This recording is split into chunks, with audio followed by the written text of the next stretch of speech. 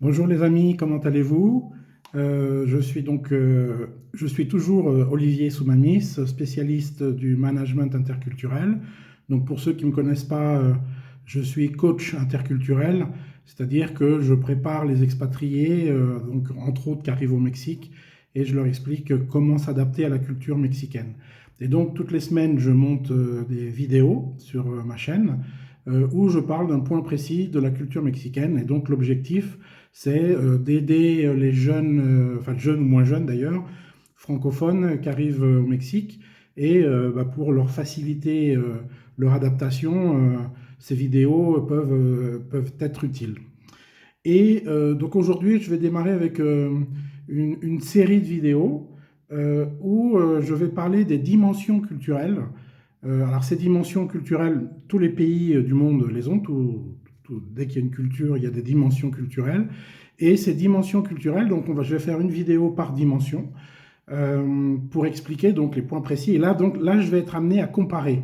Alors, je précise, comparer. Alors, je vais comparer la France avec le Mexique, par exemple, où je parlerai aussi d'autres pays, parce que je vais mettre tout ça sur des échelles culturelles, et donc il y aura des pays extrêmes, et puis il y a des pays qui seront plus au milieu de l'échelle.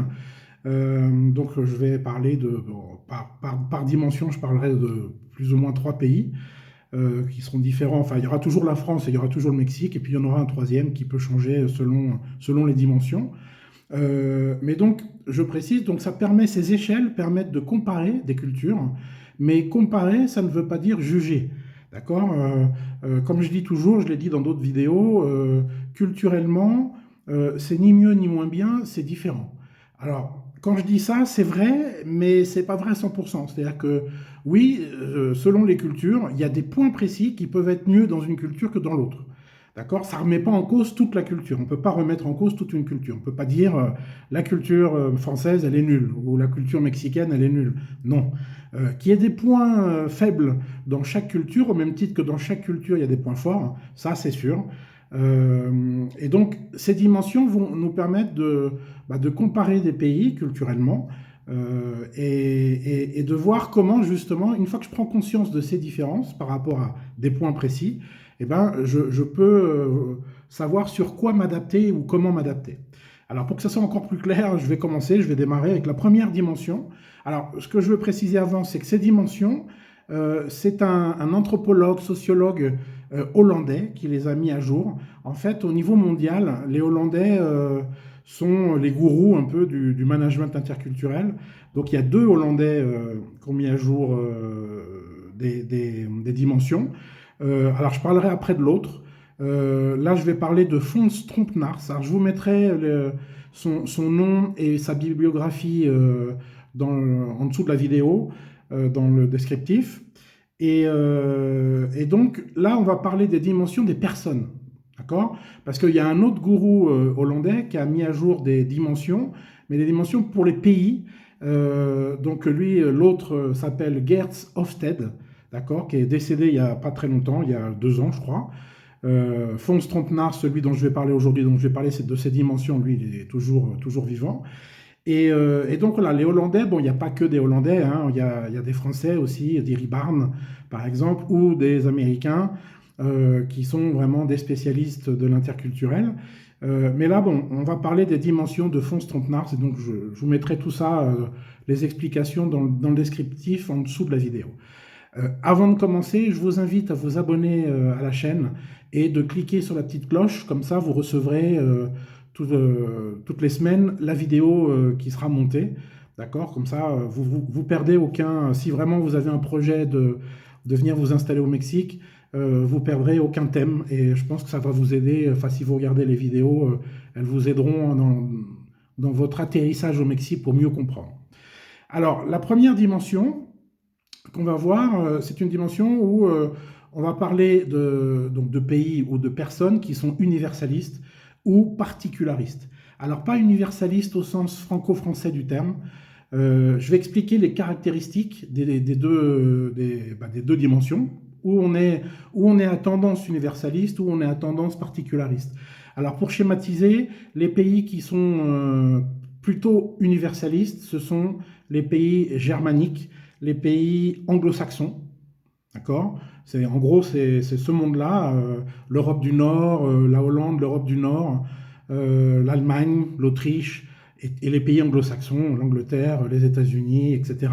Ce sont des pays plutôt universalistes. Et puis les pays particularistes, c'est plutôt les pays latins. J'ai presque envie de dire, presque c'est, si je schématise un peu, alors après ils seront particularistes à des degrés différents, mais au même titre d'ailleurs que les pays universalistes à tendance universaliste le sont à des degrés différents. D'accord? Sur une échelle qui va de 0 à 100, tout le monde n'est pas à 100. D'accord? À 50, on est au milieu, et il y a des pays qui sont à 60, à 70, 80 ou 100. Hein, et donc les pays particularistes, pour revenir aux pays particularistes, ce sont plutôt les pays émergents. Donc par exemple, le Mexique, c'est un pays à 2000% particulariste. Vous allez comprendre dès que je vais expliquer. Et puis un exemple de pays universaliste, ben, je vais dire au niveau européen, l'Allemagne. Au niveau international, les États-Unis. D'accord? Là, ce sont des pays très universalistes. Alors, j'explique les caractéristiques des deux côtés. Premier point, alors je vais commencer avec les pays universalistes. Enfin, je vais faire des allers-retours entre les deux. Le premier point, c'est que alors, dans les pays universalistes, la relation d'affaires, alors là aussi je précise, je vais toujours cadrer dans un cadre business, professionnel. D'accord? Donc la relation d'affaires dans les pays universalistes, elle est basée sur le respect. Sur le respect de quoi?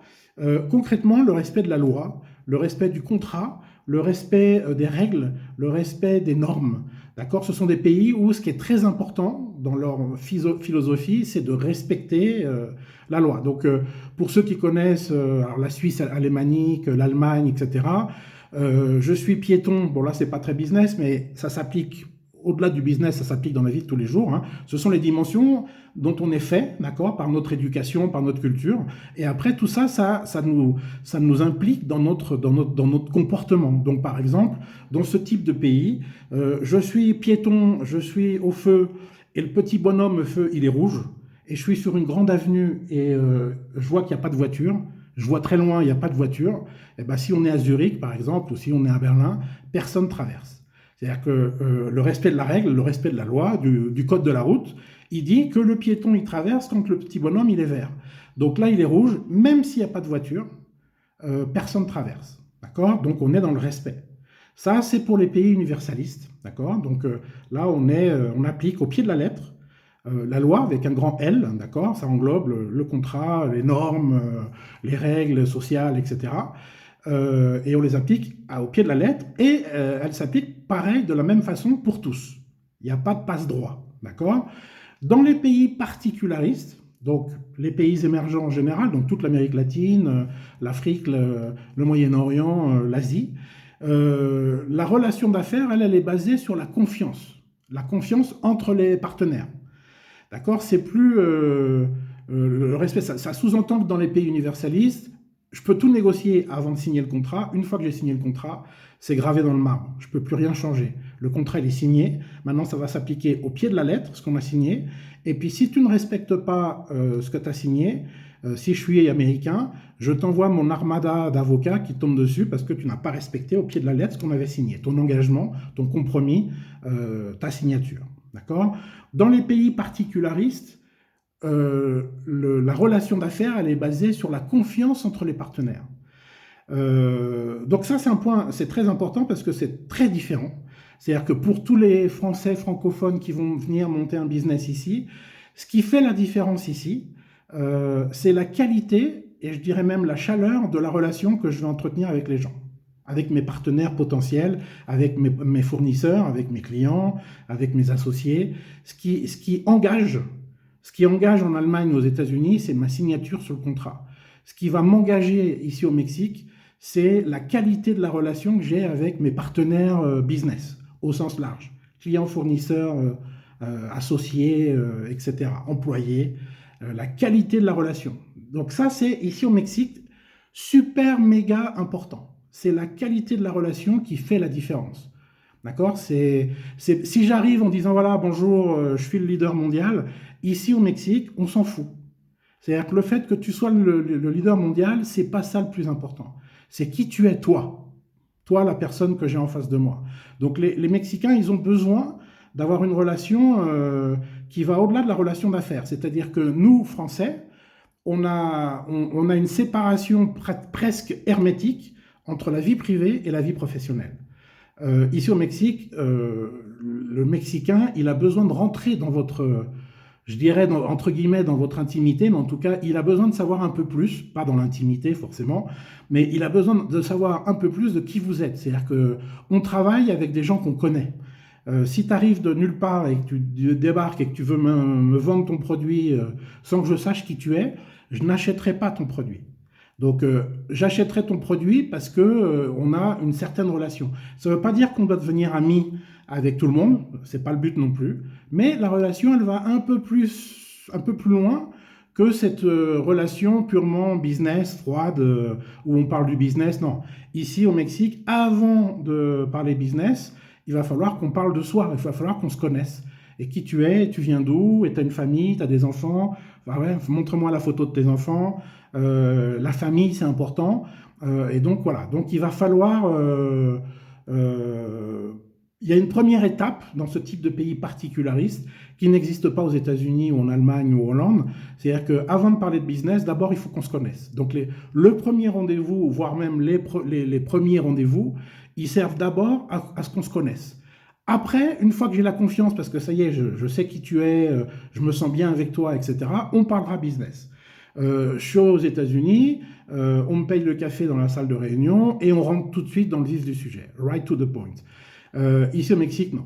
D'accord? Donc il faut accepter, ça prend donc plus de temps parce qu'il va falloir que je parle de plein de choses. Hein. C'est la famille, enfin et voilà, et on va parler de plein de choses, on va aller déjeuner, etc. Il faut pas vouloir zapper cette étape parce que quand vous êtes en train de parler de votre grand-mère à la personne que vous avez en face de vous, vous êtes déjà dans le processus qu'il faut bien comprendre et intégrer, c'est qu'en parlant de votre grand-mère, vous êtes dans le processus de négociation. C'est-à-dire vous êtes rentré dans le processus. Et il faut que vous ameniez ce Mexicain à se sentir en confiance avec vous. Et à partir de là, tout est possible. D'accord? Donc ça, c'est le premier point. Donc je reviens au pays universaliste. Donc le respect de ces règles, dans les pays universalistes, le respect de ces règles passe avant les relations. C'est-à-dire que la loi, elle est au-dessus de tout le monde. Et si le président de la République ou de l'entreprise, il fait quelque chose de répréhensible, il sera condamné de la même façon que les autres. D'accord? Dans les pays particularistes, la relation passe avant le respect des règles, ou des lois, ou du contrat. Alors, encore une fois, c'est cette relation qui fera que j'aurai envie de bosser avec vous. Et ça, c'est plus important que le reste. C'est-à-dire ici au Mexique, parce que je reviendrai sur ce point sur d'autres dimensions, la relation, elle est plus importante que tout le reste, que votre agenda, que votre temps, que les tâches que vous avez à réaliser. Quelqu'un d'important, il vous change toute votre journée.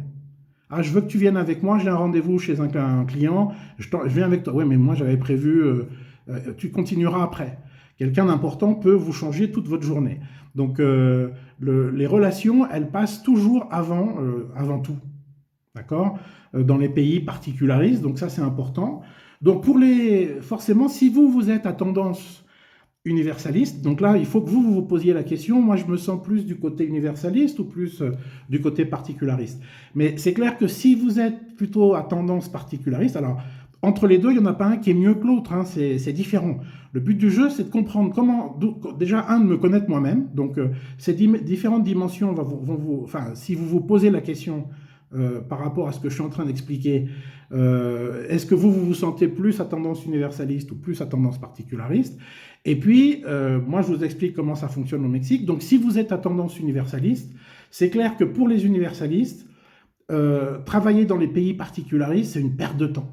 On perd beaucoup de temps parce qu'on parle, je suis venu pour vendre mon produit et puis il me parle de l'économie mondiale, de la prochaine Coupe du Monde de foot, il y a une femme jolie qui passe et on va parler des femmes, et il me demande que je lui montre la photo de mes enfants.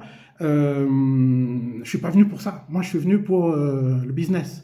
Donc il faut pas considérer que c'est une perte de temps.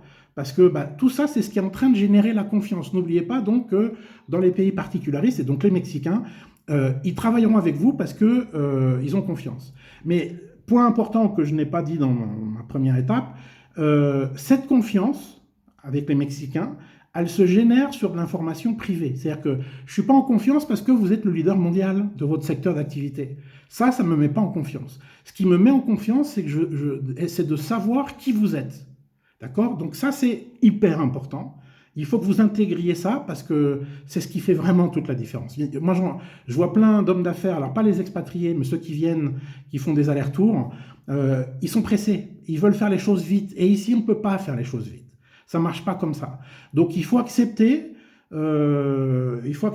oui, de perdre du temps. Il va falloir, c'est-à-dire que les Mexicains, ils ont un énorme besoin de socialiser. Il faut socialiser, il faut qu'on se connaisse, il faut qu'on passe un bon moment ensemble. Et ce qu'il faut comprendre, c'est que la personne au Mexique, le vendeur par exemple, ou la personne qui fait la promotion de ses services, de ses produits, de son entreprise, elle est au moins aussi importante que le produit ou les services qu'elle vend, si ce n'est pas plus. Donc un Mexicain, il est capable de ne pas travailler avec vous, pas à cause de votre produit va très bien. D'ailleurs, vous êtes le leader mondial, donc vous avez le meilleur produit. Mais il ne va pas travailler avec vous parce que vous êtes resté trop froid, vous l'avez empêché de rentrer, vous n'avez pas voulu répondre à ses questions d'ordre privé parce que vous estimez que non, bah, on n'est pas amis, je ne suis pas venu ici pour lui parler de mes enfants. Bah si, c'est-à-dire qu'il faut accepter que pour faire des affaires ici, il va falloir, d'ailleurs moi je conseille toujours aux expatriés d'avoir les photos de leurs enfants dans leur portefeuille, parce qu'on est amené à parler, à montrer, etc. Donc c'est clair que pour les universalistes, ils vont considérer que c'est une perte de temps de passer autant de temps à socialiser. Ça veut dire qu'on va aller au restaurant, on va prendre un petit déjeuner. Ici au Mexique, il y a des petits déjeuners, des dîners d'affaires. Donc ça peut être un petit déjeuner, ça peut être un déjeuner, ça peut être un dîner. On va, enfin, selon les universalistes, on va perdre du temps. Mais en fait, ce qu'il faut intégrer, c'est que ce n'est pas une perte de temps. C'est-à-dire que plus il s'intéresse à vous, mieux, plus vous êtes en train d'avancer. Plus il vous pose des questions d'ordre privé, c'est que vous êtes sur le bon chemin. Donc voilà, il faut continuer. Et puis de l'autre côté, bah, bien évidemment, les particularistes considéreront comme un manque d'intérêt le fait de ne pas socialiser. C'est-à-dire que eux, ils vont vouloir vous connaître, etc. Mais ça sous-entend également que vous allez devoir aussi poser les questions. C'est-à-dire que si tu ne me poses aucune question sur moi, c'est que tu ne t'intéresses pas à moi. Et comment je vais travailler avec quelqu'un qui ne s'intéresse pas à moi et qui ne me connaît pas? Au même titre que si vous ne me laissez pas rentrer, comment je vais travailler? Ça, c'est la philosophie, l'inconscient collectif au Mexique, mais qui dit ça, qui dit comment je vais travailler avec quelqu'un que je ne connais pas? Aux États-Unis ou en Allemagne ou dans les pays universalistes, j'ai pas besoin de vous connaître. Vous avez signé le contrat, si vous respectez pas, je vous envoie les avocats, c'est légal. Point. Voilà, on joue sur le côté professionnel, juridique. Dans les pays particularistes, comment je vais travailler avec quelqu'un que je connais pas? On a besoin de se connaître. Donc ce qu'il faut comprendre, c'est la confiance, elle se génère sur de l'information que vous allez partager avec votre contact mexicain, de l'information d'ordre privé. Donc ne soyez pas fermés, soyez ouverts, restez ouverts et acceptez que le premier déjeuner, peut-être que 3 heures, 4 heures de déjeuner et on n'aura jamais parlé du business. Mais c'est bon signe. D'accord? Donc ça c'est important. Et puis donc dans les pays universalistes, bah, c'est clair que c'est un système qui est très rigide. Il y a des lois, il y a des règles à respecter, et c'est comme ça, et c'est pas autrement. Donc la loi est la même pour tous, donc tout est rigide. D'accord? De l'autre côté, au Mexique, tout est flexible. Donc c'est un système qui est beaucoup plus flexible et qui va s'adapter aux circonstances, aux personnes, au moment, à mon intérêt, si j'ai intérêt ou pas. Et cette flexibilité, on va la retrouver dans tout au Mexique. Alors, cette flexibilité, elle génère aussi beaucoup d'incertitudes. Donc, quand on veut travailler au Mexique, développer son business au Mexique, il faut savoir gérer l'incertitude parce que tout bouge au Mexique. Ça dépend. Tout ça dépend. Alors, comme dirait dans un film très connu, bah, ça dépend, ça dépasse, ça rentre pas dans la case. Mais ici, c'est comme ça. Ça bouge. C'est des pièces qui bougent comme ça. Il n'y a rien qui est formaté. Donc, il faut accepter ça. Mais si vous appliquez ce que je vous dis, parce que ce point-là, il est vraiment très important, si vous prenez du temps à développer la qualité de la relation, voire même la chaleur, sans qu'on devienne amis, hein, ça ne veut pas dire, ça y est, tous les week-ends, je vais les passer avec eux. Non, non, non, non. Ça reste une relation d'affaires, mais ici, ça va forcément un petit peu au-delà. D'accord? Il faut qu'on se connaisse. Donc si vous appliquez ça, je vous assure que ça sera beaucoup plus facile, vous aurez de meilleurs résultats, vous irez plus vite, parce que en plus, pour compromettre les Mexicains, parce que le compromis, c'est pas leur fort. Mais pour compromettre les Mexicains, c'est pas parce que vous avez signé un contrat. Un contrat signé au Mexique, il peut se modifier. Je peux vous appeler pour vous dire, tiens, je viens de le lire plus en détail, là, une fois qu'il est signé. Et la clause numéro 5, elle est un peu contraignante. Est-ce qu'on pourrait la modifier? Ça, c'est possible au Mexique. D'accord? Mais par contre, ce qui va compromettre le Mexicain, c'est justement la qualité de la relation. C'est-à-dire, je suis obligé de respecter mon engagement parce que Pierre Durand, je l'aime bien, quoi. C'est-à-dire qu'un Mexicain, il va travailler, il va vous choisir sur le côté affectif, justement parce qu'il vous connaît. D'accord? Donc Pierre Durand, il va dire, je vais travailler, enfin pas Pierre Durand, mais Juan Pérez. Il va dire, je vais travailler avec Pierre Durand parce que il est sympa. Il va choisir la personne. Et après, on verra le produit. D'accord? Mais une fois que je me sens en confiance, ça y est, la deuxième porte s'ouvre et on va pouvoir parler de business. Bien évidemment qu'on va parler de business. Mais il y a cette première étape qu'il ne faut pas essayer de minimiser, de faire plus rapide, etc. Il faut l'assumer et après, une fois qu'il y a cette confiance, ça y est, les autres portes s'ouvrent et après on rentre dans un schéma plus classique. On va parler de business, de délai, de paiement, on va négocier les prix, etc. Mais il y a d'abord cette étape qui est vraiment très importante. Ok? Bon voilà, c'était première dimension, les universalistes et les particularistes. Posez-vous la question, comment vous vous sentez, vous, plus d'un côté ou plus de l'autre. De toute façon, je vais vous mettre donc en bas de la vidéo une bibliographie de Fons Trompenars où vous aurez, si vous voulez approfondir le sujet, parce que là c'est vraiment en 20 minutes, je vous mettrai les coordonnées de livres qui parlent de ces dimensions. D'accord? Donc, mais voilà, mais sincèrement, ce premier point, il est fondamental au Mexique. D'accord?